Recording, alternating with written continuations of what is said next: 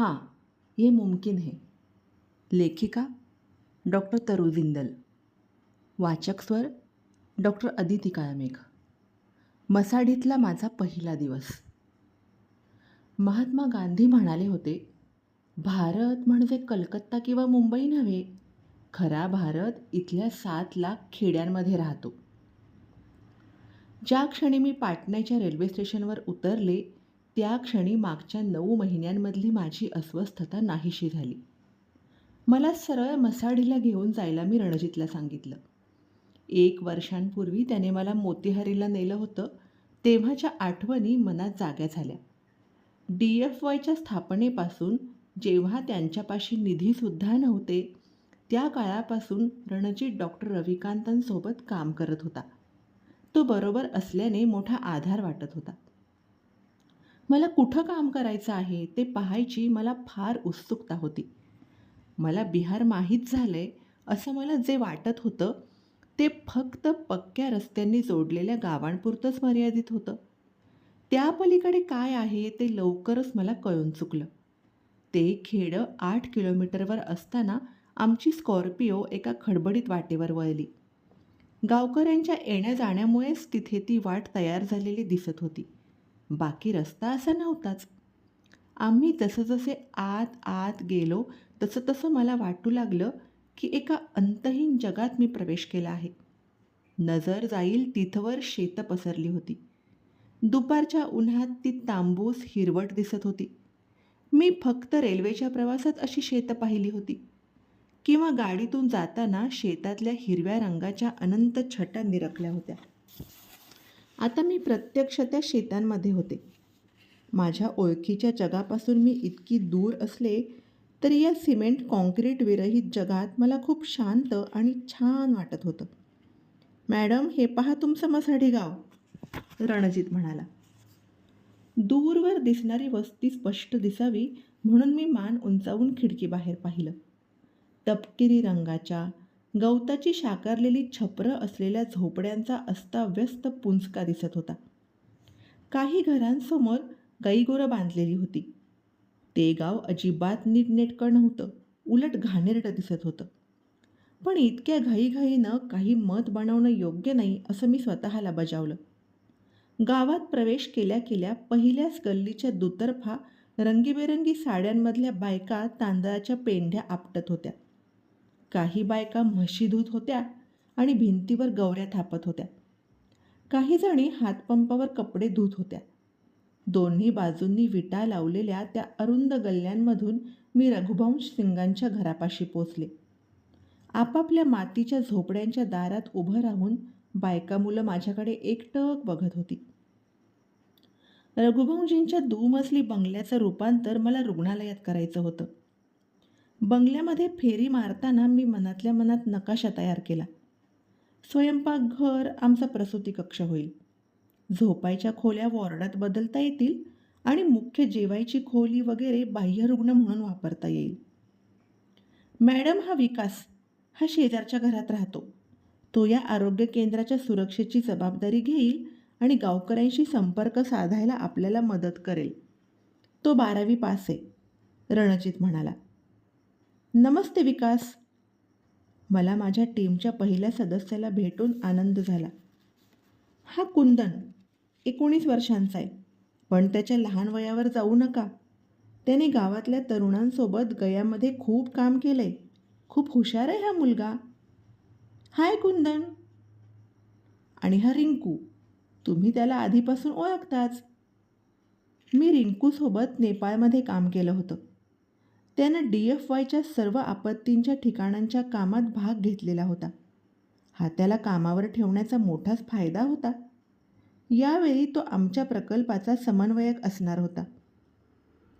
माझ्या 5 लोकांच्या लहानशा टीमला भेटून मला आनंद झाला असला तरी इथल्या कामाच्या आव्हानांची मला जाणीव होती.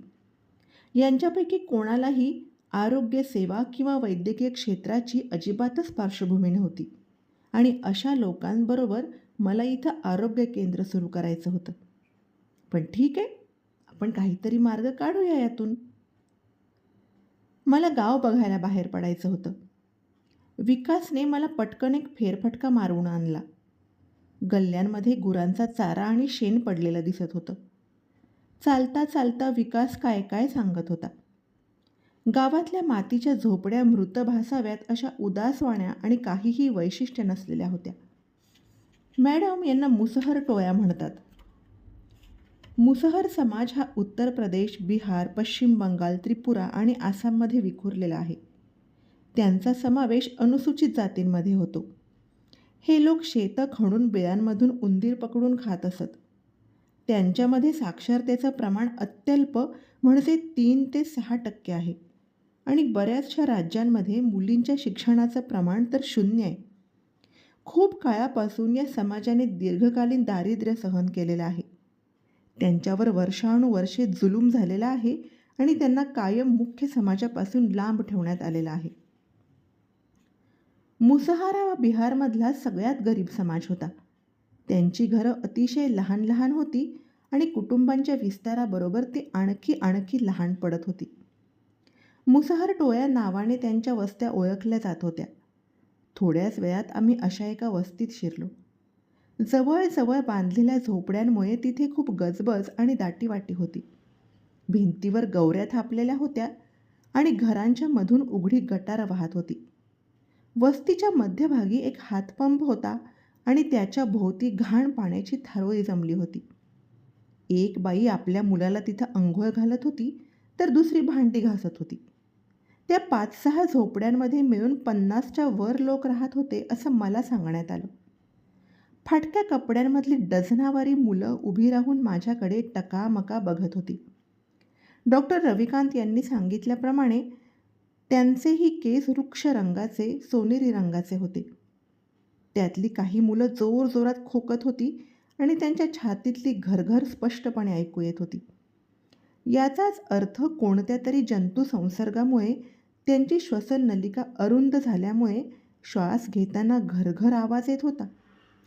जवळपास सगळ्यांच्याच नाकातून दाट पिवळट शेंबूड गळत होता आणि त्यावर डास बसत होते. पण ते त्या डासांना हाकलतही नव्हते. इथं राहणं कसं शक्य होत असेल असा विचार त्या झोपड्यांच्या गिसमिडीतून जाताना मी करत होते. तेवढ्यात मला त्यांच्या चुलींवरच्या भांड्यांमध्ये पातळ तपकिरी रंगाच्या कापडासारखं काहीतरी उकळताना दिसलं. विकास, ते काय आहे? मी एका तव्याकडे बोट करत विचारलं. मॅडम, ती उंदराची कातडी आहे. सॉरी मॅडम, उंदराची कातडी. ते उंदराची कातडी खातात? त्यांना दुसरं कोणतं मांस परवडत नाही. त्यांच्यापाशी प्रथिनांचा हा एकमेव स्रोत आहे. शेतांमध्ये उंदरांना पकडताना दिसतील ते तुम्हाला. मला ते दृश्य पाहून मळमळल्यासारखं होत होतं. प्रथिनांची गरज भागवण्याकरता उंदीर खावे लागतील इतक्या दारिद्र्यात कोणाला राहावं लागतं याची मला कल्पनाच नव्हती. मला अचानक गरिबीची आणखी खालची पातळी दिसली होती. त्या क्षणी पाहिलेल्या त्या वास्तवाने मी हादरले होते. रणजित, चल पाटण्याला परत जाऊया. खरं तर संध्याकाळ बरीच झाली होती, पण मला हे सगळं पचवायला वेळ हवा होता. आम्ही शेतांमधल्या खाचखळग्यांच्या वाटेवरून गाडीत धक्के खात जात होतो. तेव्हा मला हातात लोटे घेऊन कुठेतरी चाललेल्या या बायका दिसल्या. मी सहज विचारलं, रणजित, या बायका कुठं चालल्यात? मॅडम, इथल्या बऱ्याचशा घरांमध्ये शौचालय नाही आहे. दिवसभरात बायकांना जाता येत नाही, म्हणून मग त्या संध्याकाळी उशिरा अंधार पडल्यावर किंवा सकाळी सूर्योदयाच्या आधीच जातात. आणि पुरुषांचं काय रणजित? मी विचारलं. मर्दों का क्या है मॅडम, ते तर कुठेही कधीही जाऊ शकतात. लाज शरम का चक्कर नाही है ना. आम्ही पुढे गेल्यावर एक विदारक प्रकार आमच्या डोळ्यांसमोर उलगडला. आमच्या वाटेच्या दोन्ही बाजूंना किर्र अंधारात त्या बायका रस्त्याकडेला बसल्या होत्या. गाडीच्या दिव्याचा प्रकाश आपल्यावर पडू नये म्हणून त्या धडपडू लागल्या. पण काही जणी तितक्या चपळ नव्हत्या. शरमेने आणि भीतीने त्यांनी पटकन आपले चेहरे झाकून घेतले. दर थोड्या अंतरावर गाडीने वळणं घेतली की असंच दृश्य दिसत होतं. गाडीतले सगळे गप्प होते आणि सरळ पुढे पाहत होते. सगळेच घडल्या प्रकाराचा विचार करणं टाळायचा प्रयत्न करत होते. मी मात्र आतून धुमसत होते. या बायकांना अंधाराचाच आधार शोधावा लागत होता. निसर्गाची हाक आली तरी त्यांना शांतपणे जाता येत नव्हतं. काय ही विसंगती होती? एकीकडे बायकांना डोक्यावरून पदर घ्यावा लागत होता आणि दुसरीकडे उघड्यावर शौचाला बसावं लागत होतं. जहाँ सोच वहाँ शौचालय असं सांगणाऱ्या विद्या बालनची स्वच्छ भारत अभियानची जाहिरात मला वाटायची तितकी गैर लागू नाही हे मला अचानक लक्षात आलं. ते दुर्गापूजेचे दिवस होते. लोक विसर्जनासाठी मूर्ती घेऊन जात होते. आमची गाडी ट्रॅफिक असल्याने थांबली होती आणि समोरच्या ट्रकमधल्या दुर्गेच्या सुंदर मूर्तीकडे मी बघत होते. किती हा अंतर्विरोध! धन्यवाद.